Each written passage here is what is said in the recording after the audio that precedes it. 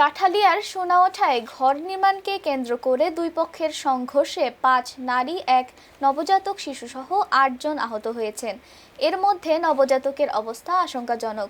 জান্নাত নামের ওই নবজাতককে উন্নত চিকিৎসার জন্য বরিশাল শেরেবাংলা মেডিকেল কলেজ হাসপাতালে পাঠানো হয়েছে। অন্যরা কাঠালিয়ার আমুয়া হাসপাতালে ভর্তি রয়েছেন। স্থানীয়রা জানিয়েছেন, উপজেলার সোনাওঠা গ্রামের চারাঘাটা এলাকায় গতকাল শুক্রবার ৩১ জুলাই বিকেলে মোহাম্মদ সেলিমের সঙ্গে একই বাড়ির কবির ও মজনুর মধ্যে বিরোধীয় জমিতে ঘর নির্মাণকে কেন্দ্র করে সংঘর্ষ ও ভাঙচুর হয়। কাঠালিয়া থানা পুলিশের উপস্থিতি ও হস্তক্ষেপে হামলার ঘটনা নিয়ন্ত্রণে আসে। এ সময় ৫ জন নারী, এক নবজাতক সহ ৮ জন আহত হন। আহতরা হলেন হালিম, সেলিম, পারভিন, নবজাতক জান্নাতি, অন্তঃসত্ত্বা হালিমা বেগম, প্রতিপক্ষের ফিরোজা বেগম, রহিমা বেগম ও হাজেরা বেগম। এই ঘটনায় এখনো কোনো মামলা হয়নি।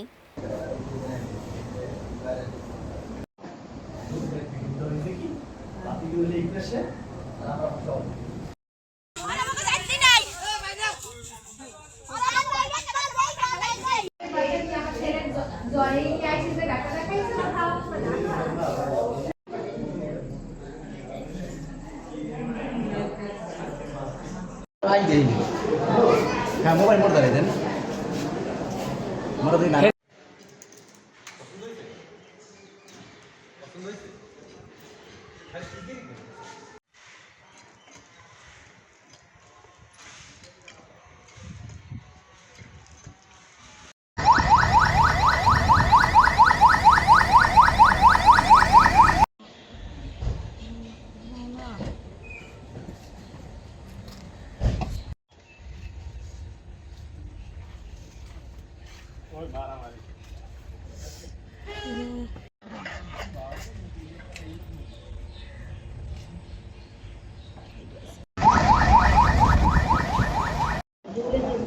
আমার নাম পারভিন আক্তার।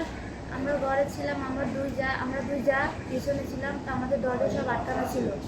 তখন হালিম, রুবেল, আবু, তারপর কবির এক ছেলে ছিয়াম, তারা দরজা ভেঙে তারপর আসছে। আমার শ্বশুর ছিল, তাকে অনেক মারধর করছে।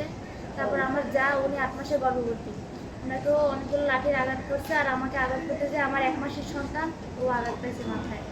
আমার নাম মোহাম্মদ হালিমা।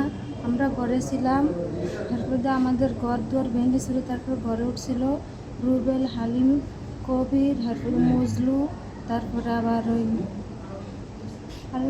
আরও অনেক মানুষ আসছিল। এরা বাইঙ্গা ঘর দুয়ার উঠতে তারপরে মারছে, আমার শ্বশুরকে মারছে। তারপরে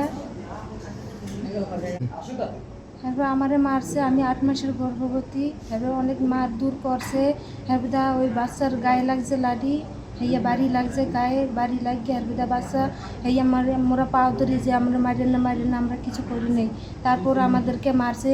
তারপর যে মাইরে টেরে হেরবিদা তয়া গদ্দর ভাঙ্গেছিল, তারপর গেছিল। হালিম মিয়া, আমার বাড়ি চারাঘাটা।